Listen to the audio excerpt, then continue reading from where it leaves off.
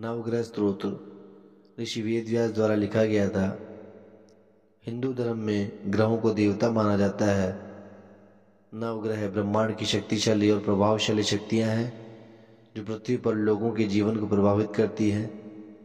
एक जातक की कुंडली में किसी न किसी ग्रह की स्थिति खराब चलती ही रहती है।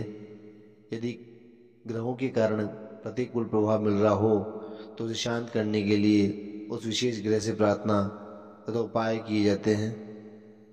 लोगों की इसी समस्याओं को देखते हुए प्राचीन काल में महर्षि व्यास ने नवग्रह स्तोत्र की रचना की। नवग्रह स्तोत्र का पाठ करने से सभी ग्रह शांत हो जाते हैं। अब हम नवग्रह स्तोत्र का पाठ का उच्चारण करेंगे।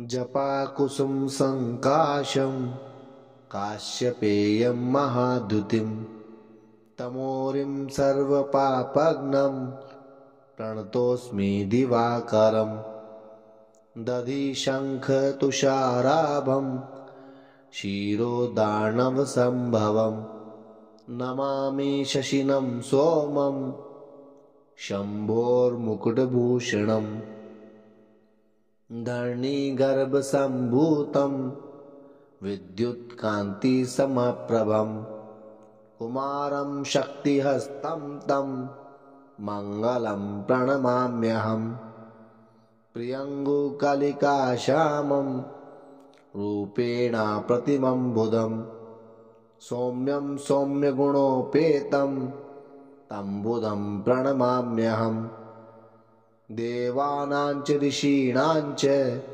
गुरुं काञ्चनसन्निभं बुद्धिभूतं त्रिलोकेशं तं नमामि बृहस्पतिं हिमकुन्दं मृणालाभं दैत्यानां परं गुरुं सर्वशास्त्रप्रवक्तारं भार्गवं प्रणमाम्यहम् नीलाञ्जनसमाभासं रविपुत्रं यमाग्रजं छायामार्तण्डसम्भूतं तं नमामि शनैश्चरम् अर्धकायं महावीर्यं चन्द्रादित्यविमर्दनं सिंहिकागर्भसम्भूतं तं राहुं प्रणमाम्यहम् पलाशपुष्पं संकाशं तारकाग्रहमस्तिकं रौद्रं रौद्रात्मकं घोरं तं केतुं प्रणमाम्यहम्